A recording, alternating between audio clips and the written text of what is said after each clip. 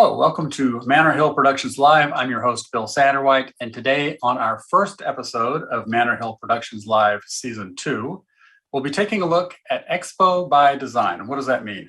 Obviously, there's a lot that goes into an expo. Registration, sponsors, food, these days, distancing and hand sanitizing stations.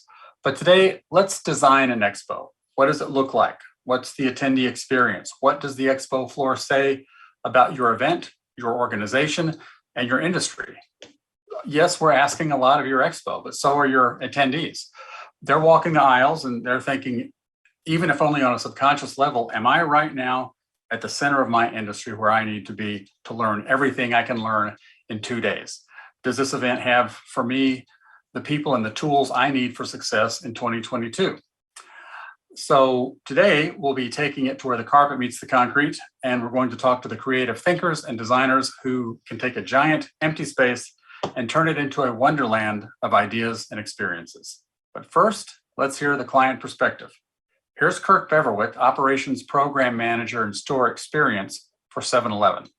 If you're the Expo Design Company, this is the guy you want to impress. When I first sit down and meet with an expo partner, I'm really looking for them to listen to what our objectives are for our event, ask clarifying questions, and not come in with, trying to sell their own product, their own tools, their own bells and whistles, but rather ask clarifying questions on what we're trying to figure out and what we're trying to deliver to our attendees, and then come back to us with a very clear design options, and not just one option, but multiple options to say, hey, here's some ways we could tackle what you described, and does this meet the mark?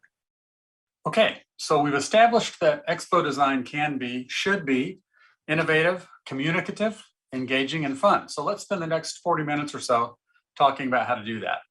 If you have any questions along the way, find the chat area on the right-hand side of the window.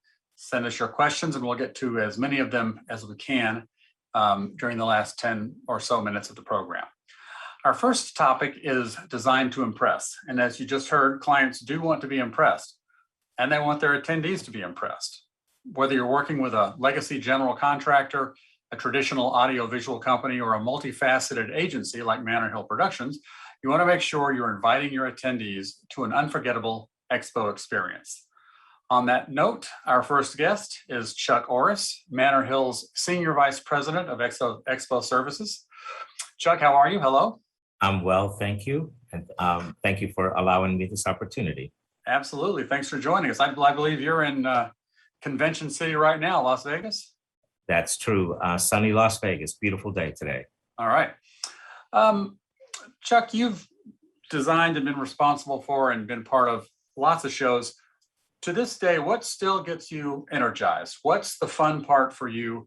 And when does it all click for you and worth it? The fun part for me is seeing months and sometimes even years of work come to fruition.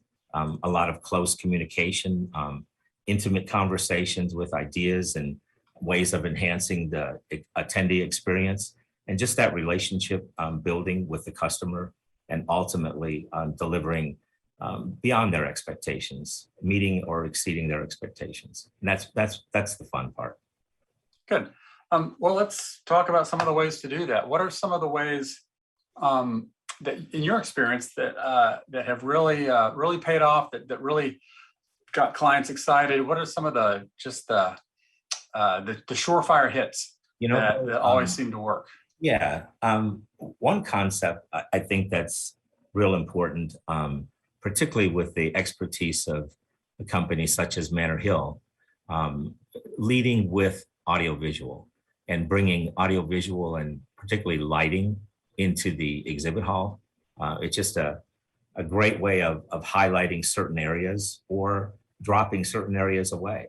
I was once challenged, and often I'll refer to some of my past experience. I think that's the best way to communicate some ideas, but I was approached to say, well, what should we just mask this off? We need to make sure that this area goes away. It's just too much space on the floor plan. I said, well, simply turn off the house lights, darken that area, and then come back with some overhead lighting and highlight your banquet rounds or your stand-up tables for cocktails. So you can use lighting in that regard as well. Yeah, I was at worked at an event once where they just turned all the lights off, the harsh house lights in an exhibit space, and they flew a grid in and used that, just created a dramatic lighting atmosphere from scratch using, custom lighting for an event. So it might seem like maybe overkill or anything, but those are the kinds of things that make a difference. Well, Bill, I did an event years back in Kansas City for John Deere.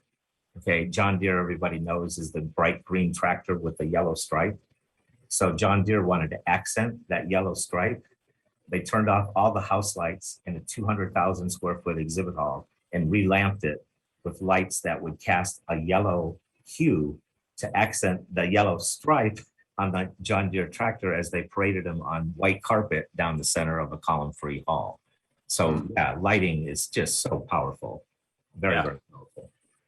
Well, you were telling me earlier in a past conversation about how one time you used projected lights instead of signage on the poles and everything, the gobos.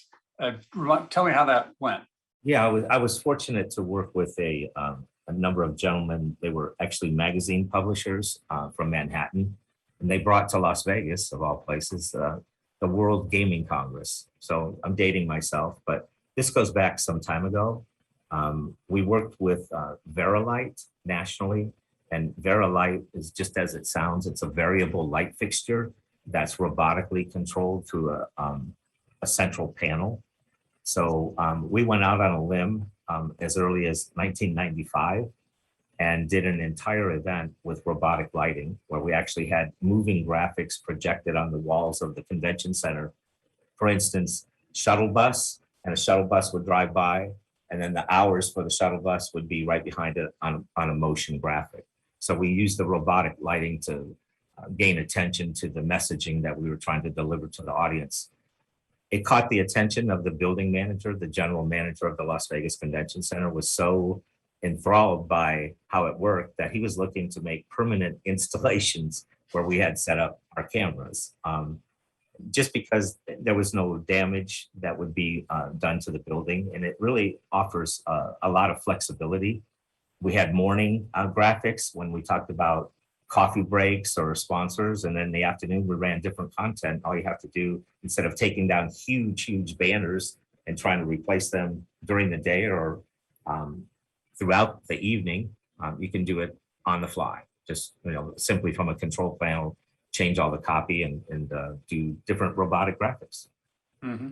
Well, I think probably the latest version of that is now replacing printed signs with LED panels and LED monitors. Have you had some experience or any success with that? Yes, a great point, Bill. The LED lighting, particularly used in replacement of 1 meter panels. Oftentimes an event will place a meter panel outside of a seminar or a breakout room, and the LED panel in the same configuration vertically, showing the same content, but you can flip a switch or change the content using a local computer. So there's so much more flexibility with an LED panel than just a static graphic.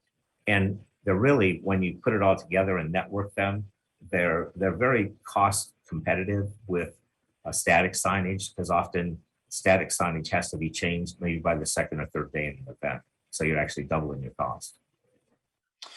You were telling me, and I was interested to hear, you have a great history with successful product theaters and presentation theaters. It's not a brand new thing. We've all seen them before, but in fact, I think it's almost like such a familiar thing. People sometimes I think maybe forget to do it, but that's a real standby, right? Yes, I can say from my experience, particularly with a number of medical events that I did annually, it became a lifesaver for them. A lot of revenue for the medical events left the expo hall and moved to television. I think many of us, as we're watching TV at night, will see pharmaceutical ad after pharmaceutical ad, and everything from diabetes to heart problems is on television. Most of that money used to be in the expo floor. A lot of changes with the sunshine laws and visibility, particularly affecting the medical industry in the expo field, drove that business away. So their fallback was allowing commercial discussion in a learning environment inside the exhibit hall. In a medical meeting, you really need to separate commercialism from medical education. And there's very strict rules on that. So having the ability to show learning content where you can actually advance learning on the expo floor in a product theater became a really hot seller and good revenue for the associations when they were losing that revenue on the exhibitors, or they were downsizing drastically when their budgets moved to television. Yeah, there's a million things we could talk about. We should probably do 7 or 8 more episodes on the same topic, but unfortunately, our time on this segment is up. So Chuck, Oris, thank you for keeping it fun, keeping Expo exciting. Final question, just in concept, it's sort of a rhetorical question, but let's answer it anyway. Is all of the things that you can do to dress up an expo, are those necessary? I mean, carpet, pipe, and drape. Can't we just leave it at that? Isn't that enough? What is the benefit of all these things we like to do to just keep an expo unpredictable? Well, I mean, the attendee experience and that word alone, if we just focus on experience, and what is that? How do you define that? Every sense that you can trigger, every sensory perception that you have when you attend an event, be it visual or hearing, it's all going to impact you. So raise the bar, continue to think of new ideas and new ways of presenting content and engaging your audience. It comes back. The investment is worth it in the attendee experience. Couldn't agree more. Chuck, thanks very much. Have a great day. Thanks for joining us. And stay tuned for our next segment. Thank you, Bill. Okay, so those are some great strategies to think about. Let's welcome our next 2 guests. Raymond Watkins, a designer and principal at Creative Services Associates. Hi, Raymond. Hello. How are you doing? Hey, fine. Thank you. Thanks for joining us. And highly experienced creative and design professional, Matt Ryburn. Hi, Matt. Hi, thanks for having me. Raymond and Matt, when I look at your 2 resumes, I would guess that combined, the 2 of you have probably designed a few thousand acres of expo space. And not only that, I think your reputations are that you're the guys to bring in when you really want something unexpected, and maybe something your attendees haven't seen before, thinking outside the box. I hate to use such an overworn cliche, but it works. So let's talk about inspiration and creativity. Where do you turn to for inspiration? Are there any still new ideas out there? And if so, what are your tips for not getting stuck in a rut? And Matt, you want to go first? Sure. I think inspiration can come from anything and anywhere and anyone. For me, I always try to look at what other industries are doing, other places where people interact with things. So that could be museums, that could be retail. And nowadays, it's even now become social media. Like, how are people engaging with things like TikTok and Instagram? And you can pull ideas from those or create an experience based on something you've seen there, just more brand focused. Okay, great. Raymond, what inspires you, and where do you get your ideas? Well, how I start out, I like to be able to communicate with the folks that are responsible for the activity, the event, the exhibits, whatnot. And I like to kind of pick their brain on the kinds of things that they would like to see. And then what I do is I come up with creative, unusual, interesting, budget-conscious ways of not only accomplishing that, but exceeding in that area.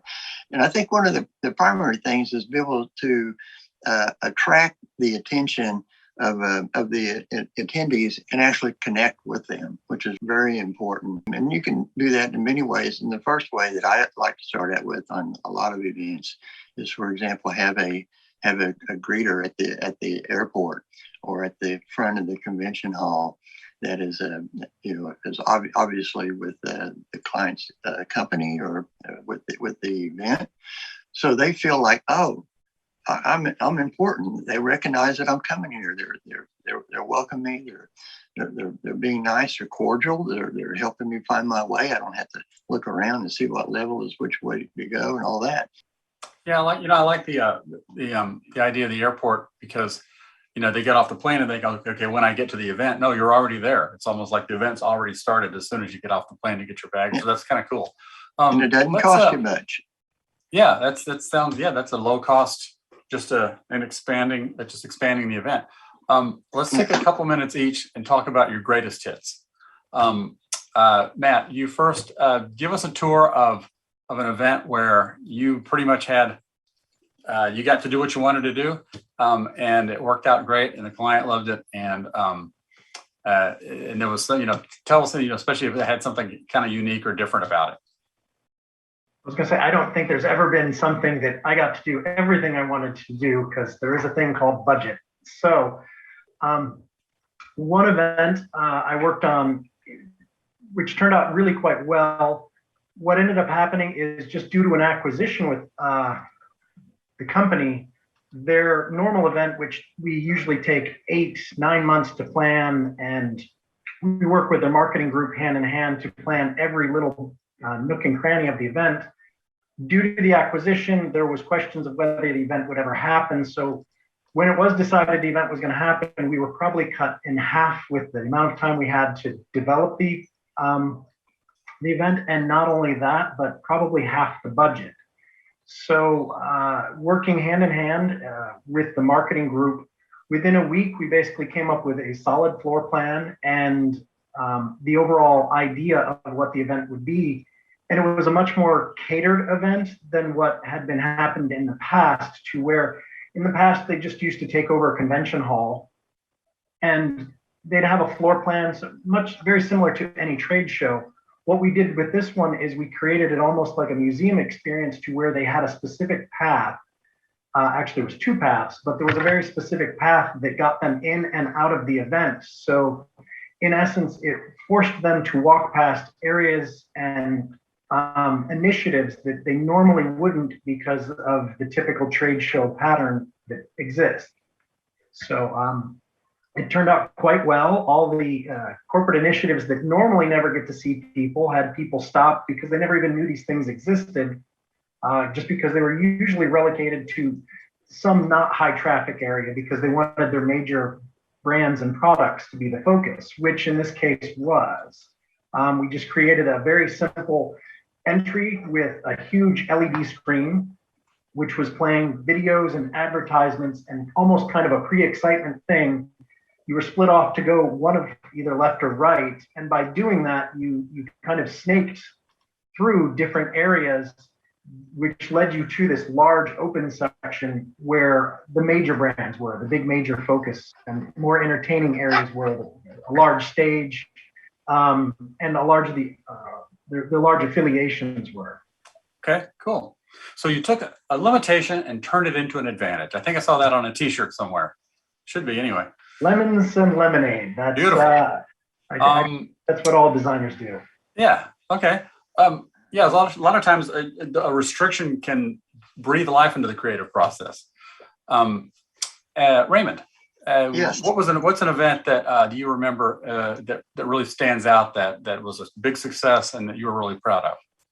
Well, probably one of the best ones where I designed the whole floor plan, the graphics, the layout for each individual areas for McDonald's, and their event's called the Peak Experience.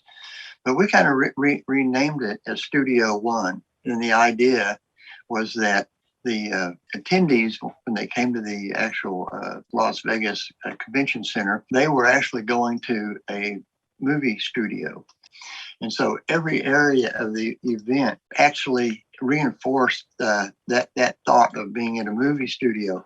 For example, whenever you walked into the convention center and into the hall, you walked past a series of panels.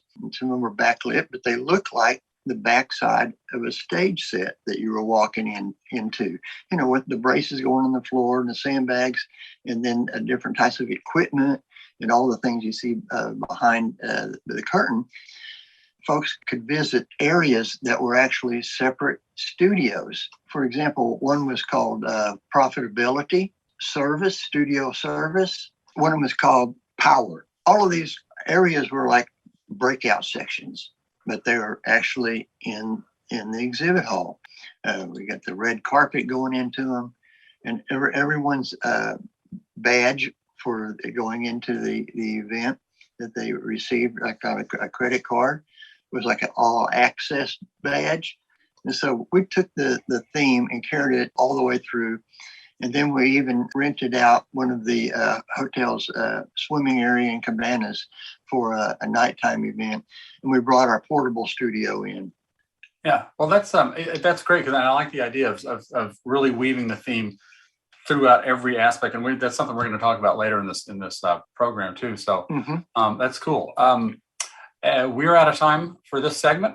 Raymond Watkins and Matt Ryburn, thank you for joining us today. I appreciate it. Stick around we're going to do Q&A at the end of this. If you stick around, we're going to wait and see what questions folks have for us. In fact, while I'm on the topic, to our viewers, if you'll click on find the chat area on your right-hand side of the screen, post your questions there. We'll get to the ones we have time for.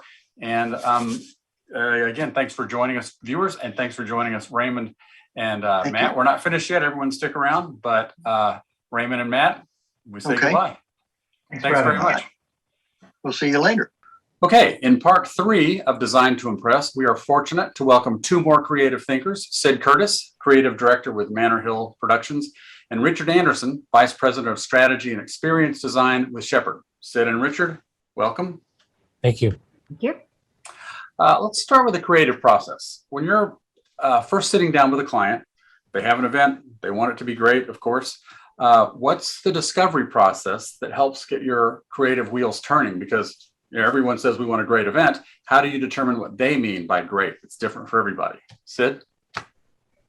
Well, that is a many varied, so it has a lot of different moving parts to it, because each person brings with them their own ideas. The education department is going to have what their definition. The trade show people are going to have their definition. The general session people are going to have their definition. So it's a lot of different opinions. So it's a matter of getting people to come to a consensus as to what the overall takeaway needs to be, or the intention of that overall takeaway for the event. And that then, once you get that overarching idea and message and feel, then you can start trickling that down into the different aspects of it.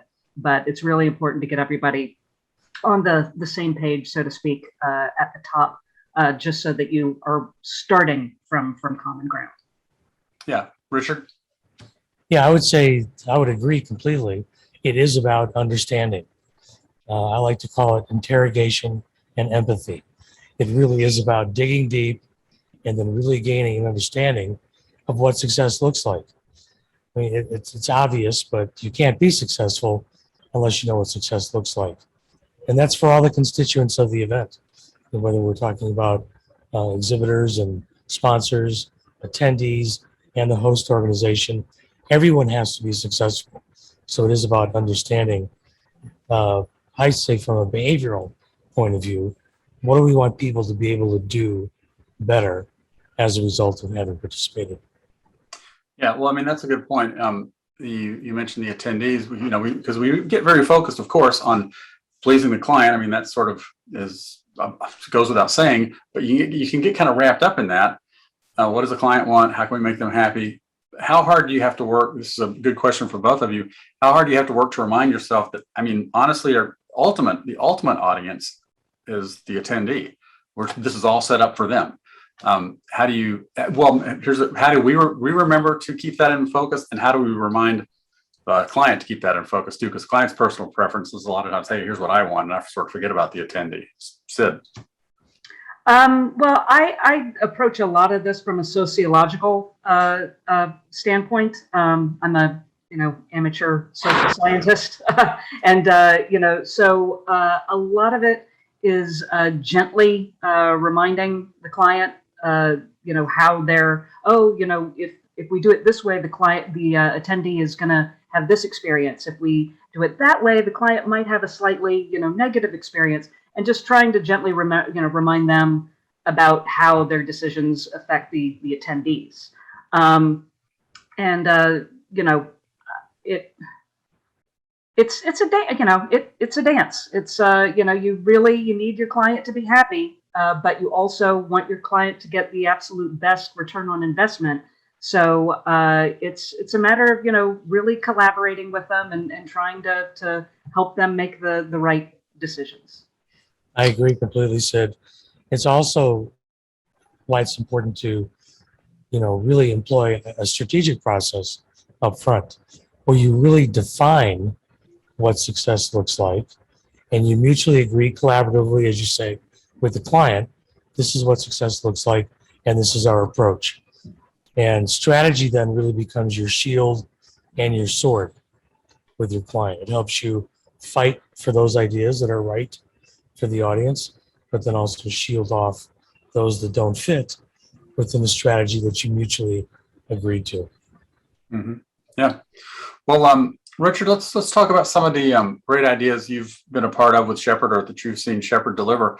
I know, for example, you've had some success with a multi-purpose theater like a HEMA. What's the strategy behind that, and what's the benefit of something like that? Well, we wanted something that would really create a different kind of experience, more of an interactive and engaging one, first of all. And we also wanted it to be something that, as you said, was multi-purpose. So first of all, we built it in the round. There's a whole different dynamic with an audience when they can see each other.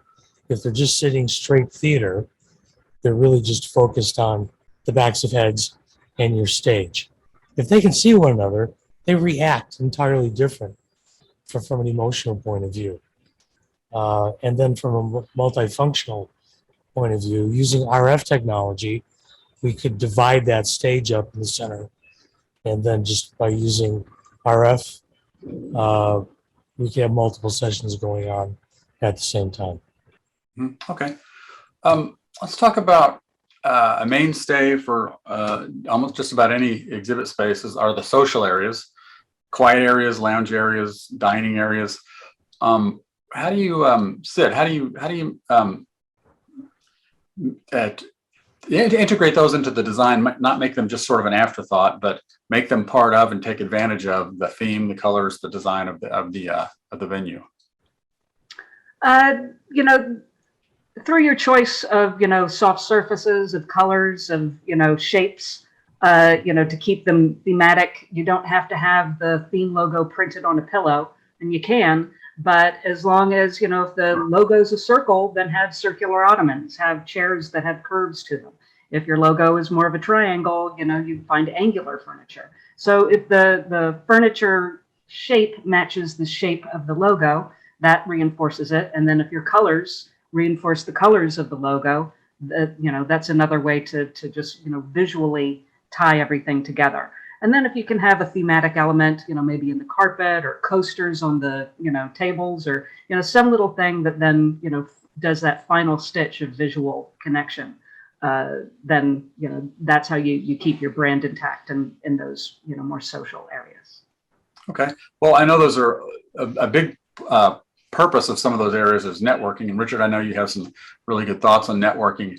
How do you address networking and get the best networking out of those kinds of social areas?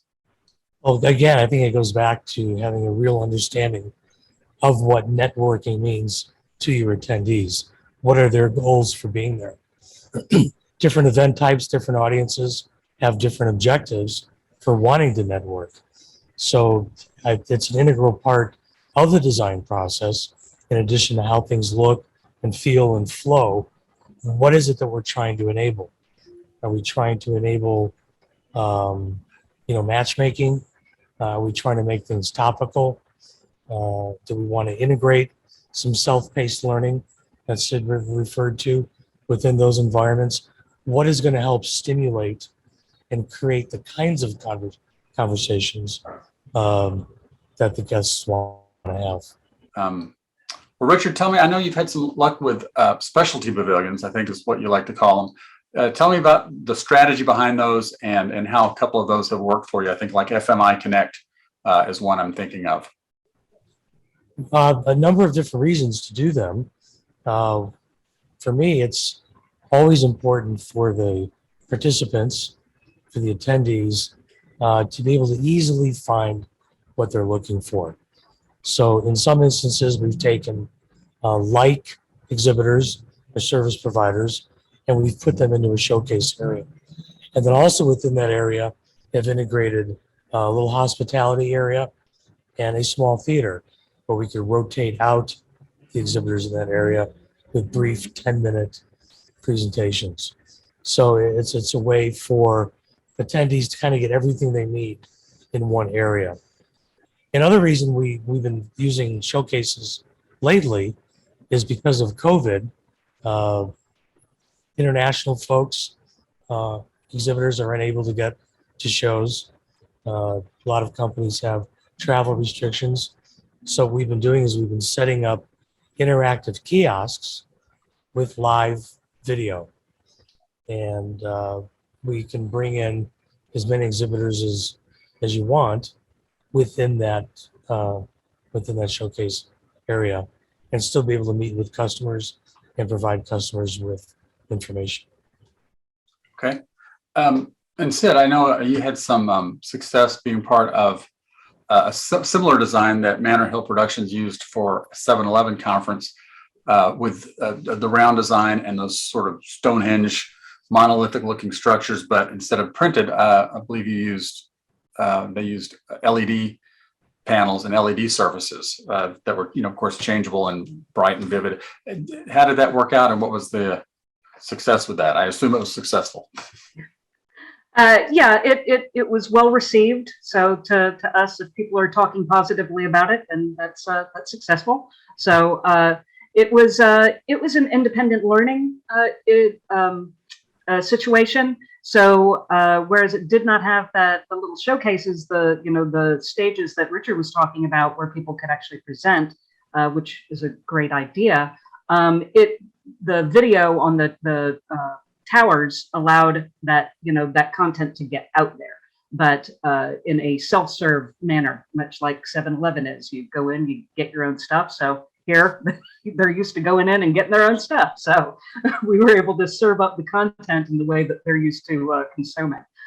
So it was when they walked in the room, it was a very high impact, because these towers were very tall and lots of movement. And there was a large curved LED wall when they first walked in that was basically eye candy, and then it fed them into the room in a way that they could go and hit all the different stations and get the information that they need. So it was a fun way to get information to people on their own terms, while still keeping that brand theme going. So.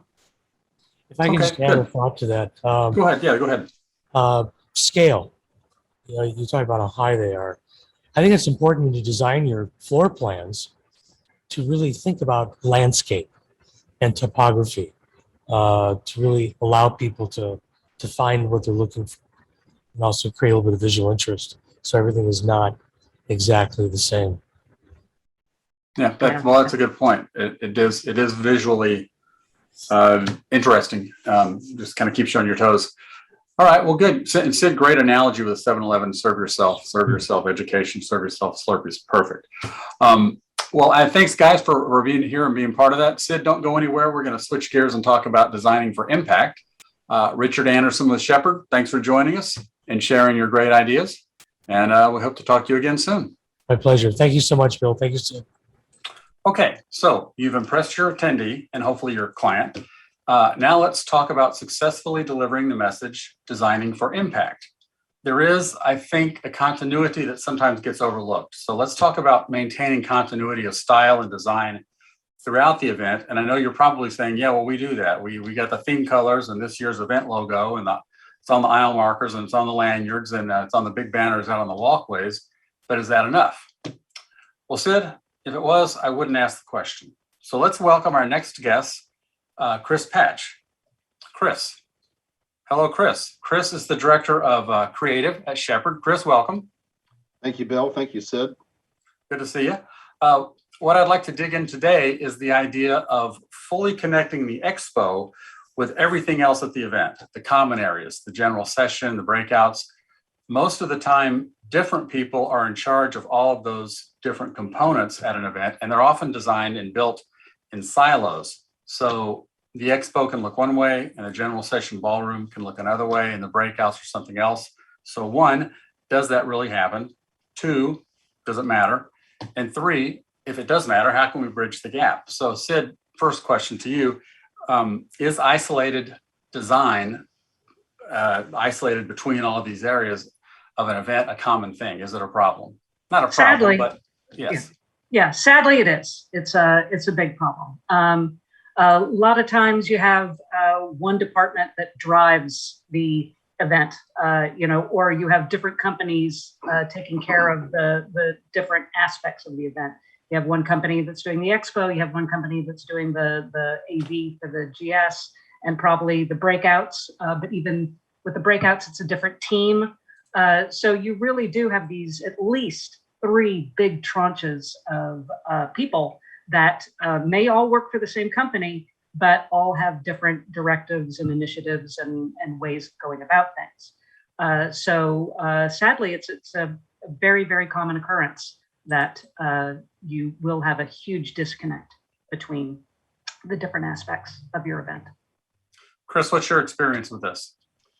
Well, I think Sid's spot on, and certainly in some circumstances that does happen, or as she's mentioned, it is overlooked.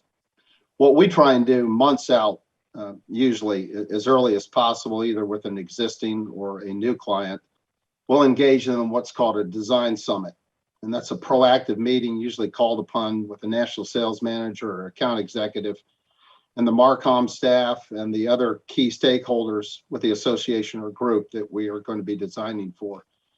And doing that so far out, sort of an advanced creative team, if you will, it allows us to bring all the groups, all the parties together to start to brand this event, to start to expose branding opportunities.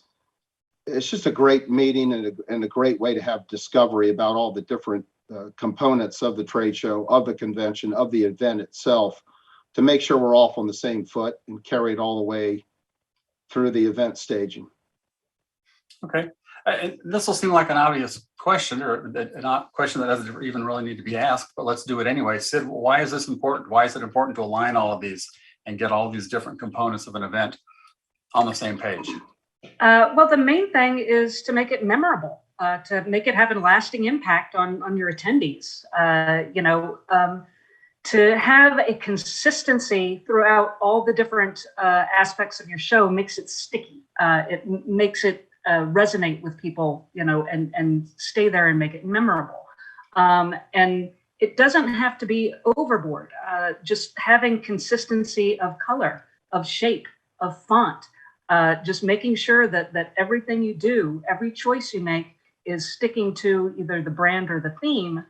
You're reinforcing it throughout, because any opportunity to interact with your brand either is an opportunity to diminish your brand or to enforce your brand. So we always want to be on the enforcement part.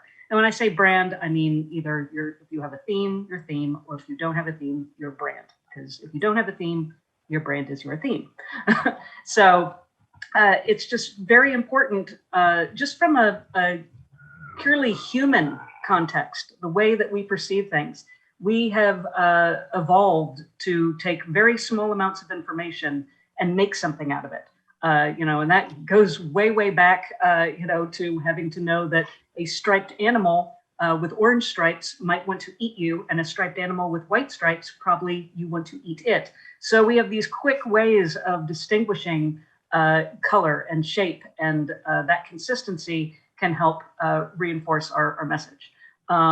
So even though it might seem like, why do we need to make sure that the patterns are all the same on our signage and on our PowerPoints because if you have circles on one and squares on another and pink on one and blue on the other, people aren't going to associate that show as being all one thing.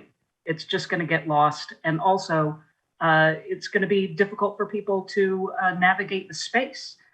If there are multiple things happening in one space and you don't have that visual pull through, people will get lost and people will get annoyed, and then people's memories will be bad. Yeah, true. And so, Chris, you touched on this. I want to go back to it, the timeline, because a lot of the times you're working with a theme that was developed a year ago, and by the time you or the expo designer is brought in, all of the colors have been chosen, the banners are at the printer, the train's basically left the station, and now it's your job to conform the expo to a predetermined look. So you mentioned, which I think is a great idea, a meeting where you're brought in sooner. What is the value, obviously, of bringing you into the mix sooner, and like how soon? What's the best timeline for that?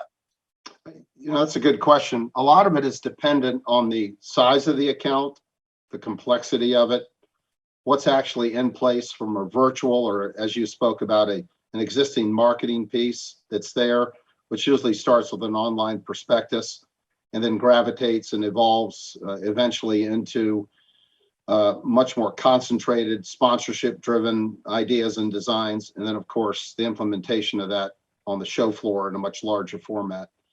So we step in and work with the marketing departments to find that out, to lock in those expectations, to manage them and bring those to life in a much more contiguous, larger format. And as Sid spoke about before, we like to address a start to finish concept with regard to design and implementing that design and that marketing material once you're on the show floor or at the facility. It starts with either an Uber or a shuttle drop off. You can start with exterior facility branding. It starts with entering the facility, just basically that contiguous design and the elements that surround it through wayfinding, through banners, through floor clings, through wall clings, and then eventually leading into the exhibition hall. All that's consistent and driven as it leads you into the general sessions area, any breakout rooms, any other areas around the facility that might be tied into that event. It needs to be a continuous, consistent message. So as Sid spoke about before, it's an experience and you don't want to get frustrated by it. You want it to be memorable in the most positive way. And when you have a captive audience or you have an opportunity where people dwell, that's going to have real benefits to paying back from a marketing standpoint. Mm-hmm. Yeah. We talk about how some people might go, well, of course. I mean, yeah, it's all got to be consistent, sure. But this has happened to me, Sid. I know it's happened to you, where you finally have to go to someone, whoever it is at the client, and say, do you have a style? Can I have a style guide? And they're like, oh, okay, yeah, I'm sorry. Like it's an afterthought. We could have done without it. What obvious question again, but Sid, what's the importance of a style guide? I can't stress the importance of a style guide enough. It should be the visual Bible for anyone who touches anything visual on your event, because they're going to be times that they need to make choices, and you just don't want them picking their favorite, Comic Sans font to use on your show. So you need to give them this roadmap of how to utilize the different elements of your show. And the more detailed the style guide is, the more cohesive the different parts of the show will be, because people will have those questions answered. Really good style guide is not just the logo and Pantone colors. It should be, fonts. It should be the leading on the fonts. It should be the kerning on the fonts. It should be, all the stuff that graphic designers understand, but our viewers probably say that's, Latin to me, and some of it is. But it will really help people make the right choices when they are left alone. When someone says, hey, I need a PowerPoint template, someone might just go and grab one of the templates that PowerPoint offers and say, here you go. And it'll have the wrong fonts, wrong colors, wrong shapes. So a good style guide is not only going to have the logo, it's going to break that logo down into pieces and show how it could be used as a background, as a sign, as, vertically, horizontally, icon, and really give people a lot of examples of proper usage of that to, make sure that the really key identifying things, which are mainly color, shape, and font, remain consistent throughout the brand, throughout the event. Okay. Now, hopefully, we may or may not have time to get into this, but we'll give it a try. Chris, I don't want to hit you just unprepared, but can you remember an example of an event where you actually got to do this and you got to see the benefit of a thoroughly consistent look and theme, top to bottom, start to finish? Yeah, actually, one that comes to mind in particular was the complete rebranding of Century 21 Real Estate. This happened a couple of years ago where they had a well-kept secret of rolling out a new brand, and they were rolling this out and exhibiting down in Florida, actually in Orlando. I think it was a Rose in Shingle Creek. But it was everything involved, from wall clings to floor graphics to overhead branding to an actual experience hall that I did designs for that included a double decker, all manner of new Century 21 branding. And it was just a real success story and a great case study for Shepherd and what we were able to not only unveil as a new brand, but moreover, the continuity of it. And one of the tricky parts about it was the substrate choices. You have adhesive back vinyls, you had carpet, you had PVC, you had, or what we call ultra board, which is a high density foam board. And you also had a vinyl banner material that all had to be printed on in a consistent way, locking in those new branding logos and colors consistently all the way through. So that was a challenge that we were given, and we succeeded at a very high level. Okay, good. Unfortunately, we're sort of short on time, so I could talk about this all day. But I think it's been very enlightening. Chris, thanks for joining us. I think maybe we've rewritten the future history of Expo design. Expo historians in the future will talk about the day that Sid and Bill and Chris all got together and fixed everything. So maybe, I don't know. Chris, anyway, so thanks for joining us. Enjoy the rest of 2021. Have a great holiday season. And we'll see you at all of the live events that we know will be happening in 2022, right? Absolutely. Sid, stick around for some Q&A, and to all of our viewers, that goes for you too. We have some Q&A coming up. But before we go to the Q&A, a programming note: watch for email notifications from Manor Hill Productions for our next 3 episodes: Safety by Design, airing in November; Breakouts by Design in December; and Virtual Events by Design in January. So, okay, Chris, thanks very much. Let's answer some questions. Hello, and welcome to the Q&A portion of our webcast. First, thanks to all of our guests and all of the presenters, many of them who will be part of the Q&A. Thanks to our viewers, who some of you who replied to your email invite during this past few days with some questions, which we'll get to as many of those as we can. And thanks to the folks who have asked questions live. We'll answer those too. Please continue to ask if any occur to you. So let's, by the way, you'd ask those questions in the chat window. So anyway, so let's introduce our Q&A panelists. You've met a few of them already. Sid Curtis, Creative Director with Manor Hill Productions, and Richard Anderson with Shepherd. They were just on a few minutes ago. Also, we have Chuck Orris, who was on at the beginning of our webcast, Senior Vice President of Expo Services with Manor Hill, and our special guest, David Hubbard, Chief Strategy Officer with Manor Hill. Hi, David. Hi, everybody else. Thanks for sticking with us. Let's read some questions. Okay, I see. I'm going to just read this as is from John Barr. This isn't. Here we go. I have a question about, no, I want to read this one first. Sorry. Do you have any, okay, this is a COVID question. Do you have any design recommendations in regards to COVID to help event planners ensure a safe show environment so attendees will feel comfortable attending? That's a very good question. Sid, you want to take a shot at that?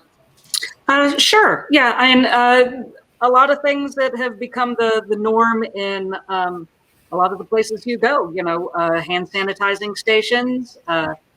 Some places have done a temperature check kind of gateways to make sure that, people are healthy on the way into major areas. Also, social distancing of physical spaces. So, making your lounges larger so that you can, make your seating groups looser. So, just your general, COVID protocols that we've all gotten used to. And then there, other things on the horizon as well. Yeah, Bill, if I could, I'd like to jump in and kind of Yeah, tag please do. what it said. In addition to the various protocols that Sid alluded to, that event planners and facilities are instituting, or they're trying to figure out, and in many cases are struggling with it. We at Manor Hill, as well as our many partners across the industry, including Shepherd, who's with us today. We all have a vested interest in doing what we can to help get people back safely into live events and live shows. And next month, I think you alluded to one of our upcoming programs, Safety by Design. We're not only going to discuss some of those things that Sid mentioned with regards to safety, but we're also going to be launching our very own proprietary testing and verification service designed specifically for events. So this is going to be a unique product, and we're excited about it. And more about that to come next month's show, but just wanted to preview that. Bill, if I may, just 10 seconds. I think there's also a communications design consideration. And that is, you want your attendees, your invitees to know way ahead of time, while they're deciding if they're going to go, that there is in fact a plan. So whatever plan is designed, it's critical that gets out there early. Excellent. Yeah, that's a great point, Richard. Not only doing everything you can on site, but yeah, sure, let everyone in advance know, because I think I think everyone knows this and has been exposed to this. We're at a point where that's the kind of information that's helping people make a decision if they're going to go to the event or not. So yeah, absolutely. Okay, Renee Brown, thank you for your question. Any suggestions on how to wrangle multiple contractors to be on the same page so we can move towards some of the theming consistency you talked about? Yeah, that's a big issue. David, you want to take another shot at that? Sure.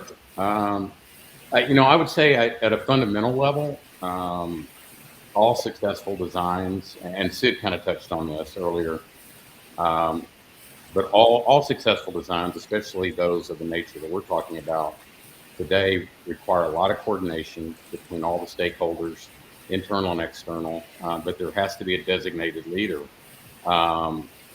Within Manor Hill, that would typically fall under the guidance of one of our creative directors. But I kind of want to shift it over. I'd like to pitch it over to Richard at Shepherd, because, quite frankly, the Shepherd team, they're really trendsetters in this area. And Richard, can I put you on the spot? Sure. I think there's a couple of different things. The most important thing is that everyone is on the same page, and that everyone has the same target of what success looks like. So that strategic process that we all follow is critical. And we developed something called a success framework. And it's a statement of strategy for each of the constituent groups. It's simple to understand, it's simple to follow, but that then becomes the shield and sword that I mentioned earlier, so that everyone knows where to go in terms of what their job is. And also it comes down to the fundamentals really uh, of great project management, making sure that everyone knows what their job is. And the other opportunity is really the ability to embrace, diversity of skills, diversity of opinions. Everyone has something different and unique to bring. So from a collaboration standpoint, letting everyone have some ownership and a stake in the total project, I think also helps. Okay. Yeah, I would also advocate for team meetings. Not a ton of them, not every week, not, but an initial design kickoff so everybody can, take a look at, what the visual is, discuss it, talk about elements, and then initial designs. I think, even if you just have a sandbox, a folder on, Teams or SharePoint or whatever your collaboration tool is, where people can go in and look at the different designs, that would really, be very, very helpful so that the people who are doing the general session can see what the expo entrance looks like and what, and vice versa, that, pardon me, that you're sharing your ideas, which, not only helps with creativity, but will also help with a cohesive overall look. If everybody knows what everyone's doing instead of getting on site and going, oh, that's interesting, I could have used that, there. So. I think it's important too that there's a hard deadline for the design to reach its fruition, so that it's not a continually fluid and changing right up to the last minute. Like, we define success up front, and when we reach success, we stop, so that it doesn't continue on in a different direction. I think it's very important. Yeah, absolutely. And actually, speaking of hard deadlines, Chuck, I know you said you had to leave at the top of the hour. I do, Bill. It's a couple minutes until. Stick around for a couple minutes, but when you need to leave. Yep. And we're gonna. Anyway, I'm not saying goodbye. We're still talking. Everyone, hang on. Because I do want to talk about one of the questions that came in this past week, and I think it's a good one.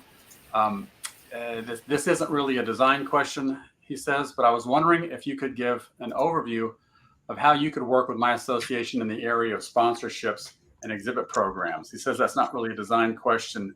That sounds like a tough one, so I'm going to give that to Richard. I don't know if you heard me. Sorry, Bill, can you repeat that, please? Sure. I'm having a little technical. Yeah, you look frozen up. Okay. This isn't really a design question, but I was wondering if you could give an overview of how you could work with my association in the area of sponsorships and exhibit programs. It sort of sounds kind of like a design question, Richard. It is. I think it's a how do you design for success question. Exhibitors and sponsors, I think, have struggled over the past couple of years. They've had to go out and find new channels to communicate with their customers and prospects. And the ones that we've met with have very high expectations for coming back to in-person events. So I think one of the most important things that organizers need to do is to really talk to them as marketers. It's the difference between selling real estate versus selling engagement. And they're in the engagement business. And so it's about designing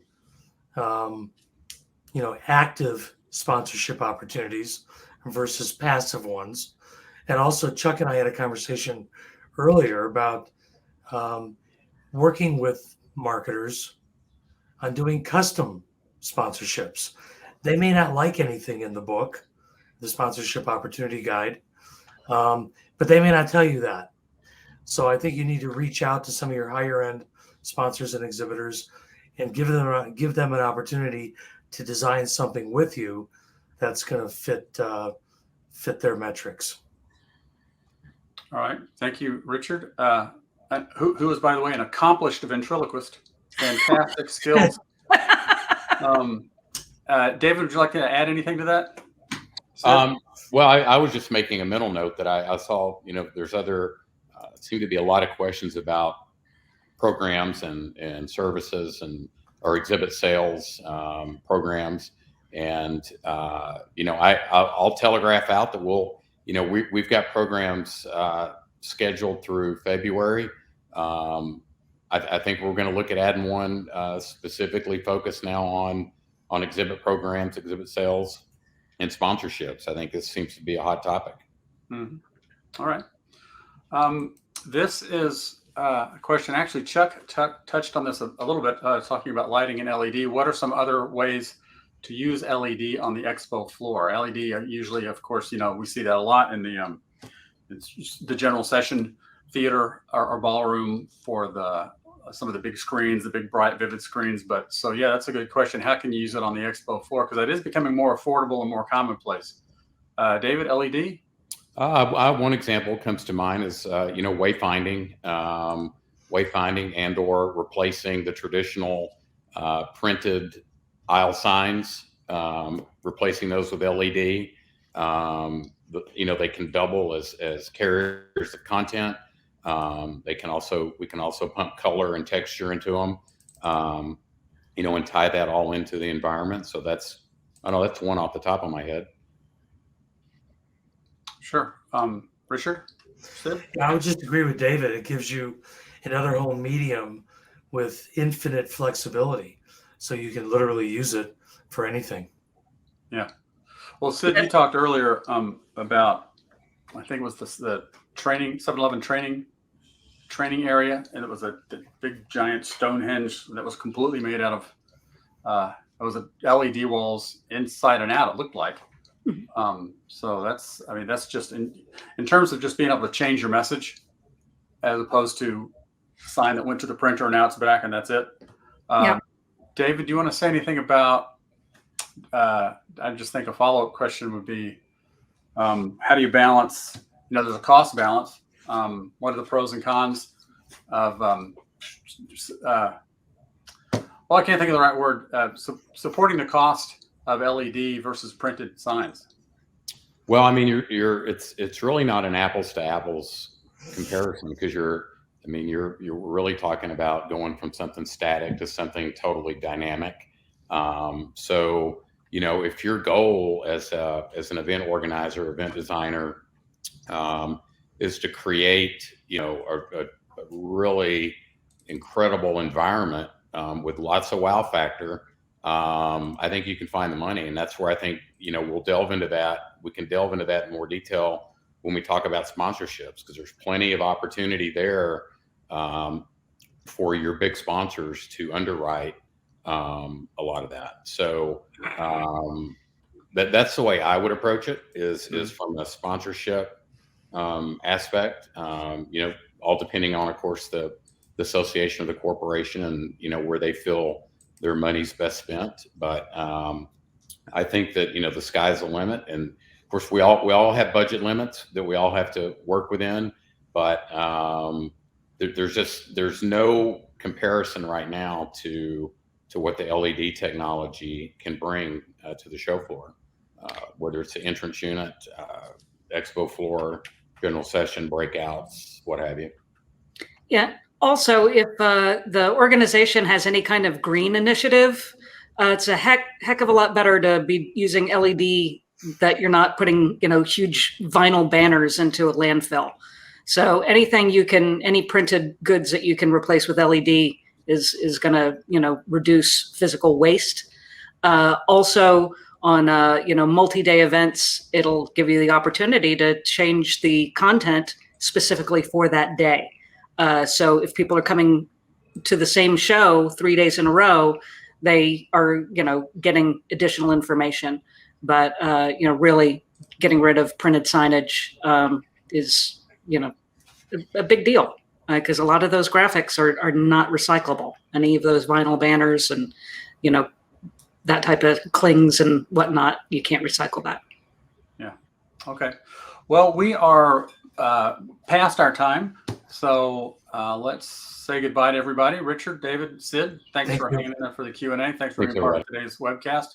Thanks also to all of our live audience who's watching today. We appreciate it. Quick programming note, just to remind you, watch for email notifications from Manor Hill Productions for our next 3 scheduled episodes: Safety by Design, airing in November, Breakouts by Design in December, and Virtual Events by Design in January. And then, as David mentioned, based on the interest today in sponsorship and exhibitor sales, I expect we'll be adding a new one to the calendar ASAP. Well, let's call it Exhibitor Success by Design. That's the working title. Anyway, again, watch your email and social media for those updates. Thanks everyone for joining us. This has been Manor Hill Productions, and we'll see you next time. Thank you.